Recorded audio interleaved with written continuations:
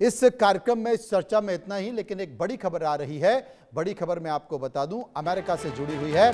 America किसी भी समय ईरान पर हमला कर सकता है। यूएई के ऊपर अमेरिकी E-3 सेंट्री विमान देखे गए हैं। हमले के वक्त ही ये विमान उड़ाए जाते हैं।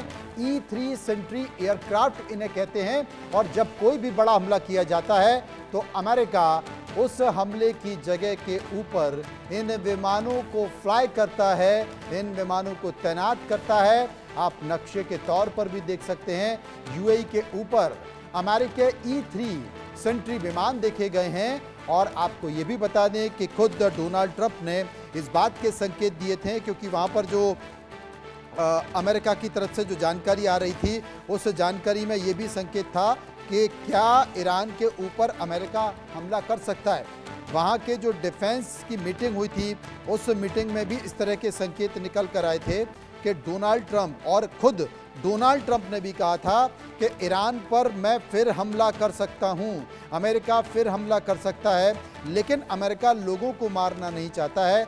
आज अंतिम बातचीत होगी और अंतिम बातचीत से पहले अमेरिका की तरफ से कार्रवाई देखी जा रही है। यूएई के ऊपर E-3 सेंट्री एयरक्राफ्ट तैनात कर दिए गए हैं। ये बड़ा महत्वपूर्ण मामला है। मैं आपको बता दूं कि अमेरिकी राष्ट्रपति डोनाल्ड ट्रंप ने कहा था कि अमेरिका जरूरत पड़ने पर ईरान पर बड़ा हमला कर सकता है, लेकिन वो सैन्य कार्रवाई के बजाय बातचीत और चर्चा का समाधान चाहता है। एयरफोर्स वन में पत्रकारों से बातचीत करने के दौरान ट्रंप ने कहा था कि हम जब चाहें हमले की कार्रवाई कर सकते हैं, लेकिन मैं लोगों को मारना नहीं चाहता। अगर समझौता हो जाता है तो ठीक है, जानें बच जाएंगी, और नहीं होता है तो फिर हमारे पास हमले का विकल्प होगा। ट्रंप ने बताया कि सोमवार और अमेरिका और को ईरान के बीच मध्यस्थों के बीच बातचीत शुरू हो सकती है। ये मैं आपको सोमवार और मंगलवार की बात कर रहा हूं। इसमें हॉर्मुज स्ट्रेट और ईरान के परमाणु कार्यक्रम जैसे अहम मुद्दों पर चर्चा होगी। और इस वक्त डिफेंस एक्सपर्ट सोढ़ी साहब हमारे साथ मौजूद हैं। सोढ़ी साहब, ये जो E-3 सेंट्री एयरक्राफ्ट हैं, ये यूएई के ऊपर घूम रहे हैं। इधर डोनाल्ड ट्रंप कह रहे हैं कि बस सोमवार को हमारी बातचीत हो सकती है, हम उस बातचीत का इंतजार कर रहे हैं, वरना हम कभी भी हमला कर सकते हैं। हम नहीं चाहते कि लोग इस हमले में मारे जाएं। संकेत क्या है? जय हिंद मनोज जी। जय हिंद। ये मेरा सौभाग्य है कि मैं आपके न्यूज चैनल पे हूँ जी।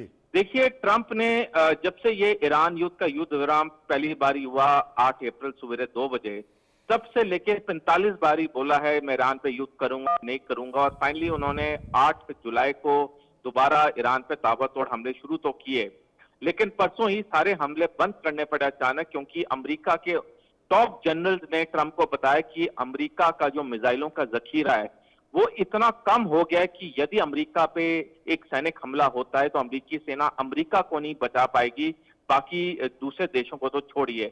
इसकी वजह से ट्रंप को अचानक अपने ईरान पे हमले बंद करने पड़े। अब जो ट्रंप ऐसा बयान दे रहे हैं, बेसिकली वो अमेरिकी नागरिकों को लुभाना चाहते हैं, क्योंकि वो दिखाना नहीं चाहते कि असली कारण क्या है कि उन्होंने इस युद्ध को बंद किया है दोबारा।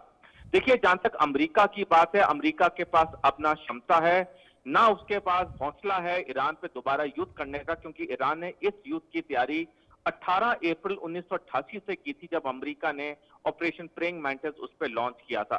तो डेफिनेटली ये जो ट्रंप का ये कहना है, ये सिर्फ एक दिखावा है। ट्रंप अभी कभी भी ईरान पे हमला नहीं करेंगे। हाँ, वहां पे युद्ध पोत तैनात रहेंगे थोड़े समय तक, वहां पे ये लेटेस्ट हवाई जहाज वहां पे घूमते रहेंगे, लेकिन ट्रंप दोबारा ये गलती नहीं करेंगे ईरान पे युद्ध करने के लिए। क्योंकि हमें याद होगा अभी 2 दिन पहले जब नेतन्याहू गए थे वॉशिंगटन, काफी लताड़ा था नेतन्याहू ही ट्रंप को ये युद्ध करना पड़ा। हालांकि ट्रंप ये युद्ध नहीं चाहते थे, तो मेरे को नहीं लगता ये जंग अब दोबारा शुरू होगी। बिल्कुल, लेकिन इंतज़ार करना होगा। कहा जा रहा है कि सोमवार को चर्चा होगी, उसके बाद कोई ऐसा फैसला ले सकते हैं। शुक्रिया सोढ़ी साहब आपका करेंगे, जो विस्तार से इस मुद्दे पर हमको जानकारी दे रहे थे। फिलहाल देखना होगा, क्योंकि E-30 सेंट्री एयरक्राफ्ट